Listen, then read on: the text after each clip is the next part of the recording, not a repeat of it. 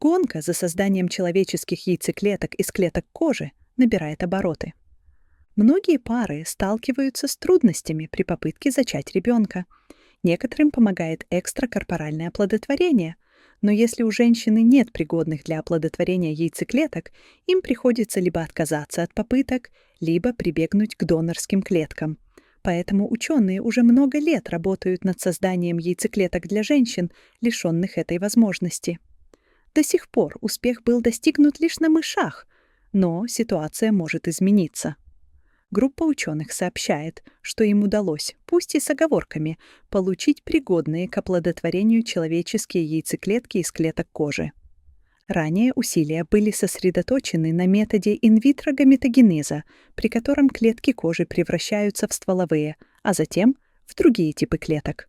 Однако превращение стволовых клеток в яйцеклетки – особенно сложный процесс, поэтому команда медиков решила возродить другой подход – метод переноса ядра соматической клетки, применявшийся при создании овечки Долли. Но с важным дополнением. Сначала они получили яйцеклетки от добровольцев и удалили из них ядра. Затем взяли кожные клетки от других доноров, культивировали их и позволили отдельным клеткам сливаться с яйцеклетками без ядер. Если бы целью было клонирование доноров кожных клеток, чего они не делали, в том числе потому, что это незаконно в большинстве стран, они могли бы стимулировать перезачатые яйцеклетки к превращению в эмбрионы. Но бесплодные пары хотят иметь совместных детей, а не клонов. Это создает техническую проблему. Большинство человеческих клеток содержит 46 хромосом, тогда как яйцеклетки и сперматозоиды лишь по 23, чтобы при слиянии образовался эмбрион с нормальным числом хромосом. Однако ядра кожных клеток, внедренные в яйцеклетки, принесли с собой все 46, не оставив места для генетического материала сперматозоида.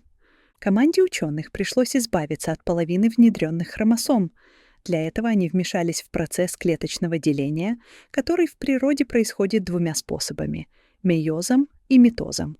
Мейоз, приводящий к образованию сперматозоидов и яйцеклеток, отбрасывает половину хромосом, поэтому такие клетки содержат лишь 23. Митоз, происходящий в остальных клетках, передает все 46, удваивая каждую хромосому и распределяя копии между дочерними клетками. Используя ядра кожных клеток до удвоения хромосом и заставляя их делиться сразу после внедрения в яйцеклетки, команда инициировала новый тип деления, который они назвали митомейозом.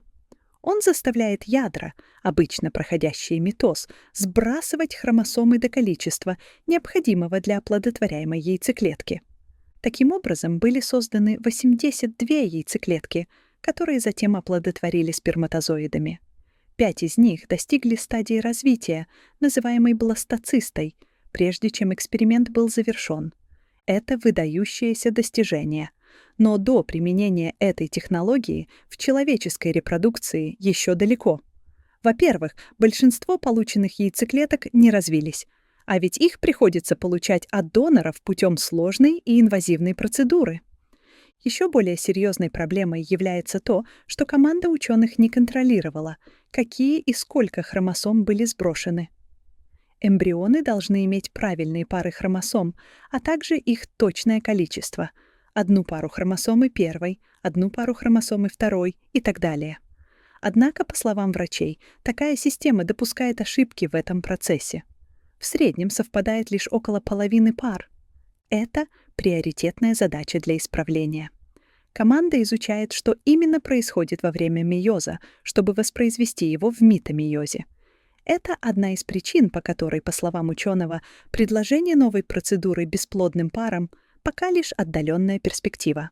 Как и все репродуктивные технологии, она потребует многолетнего общественного обсуждения, чтобы определить этические нормы, кто может быть допущен к процедуре и что делать с избыточными эмбрионами.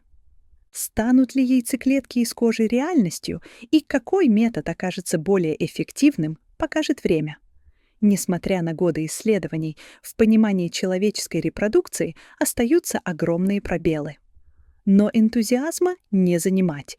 По крайней мере, одна секретная стартап-компания уже занимается подобными исследованиями. Генетик Кацухика Хаяши из университета Осаки, пионер подхода со стволовыми клетками, недавно признался, что исследование способов создания яйцеклеток стало напоминать участие в гонке. С двумя конкурирующими методами это действительно похоже на соревнование, даже если финиш пока не виден.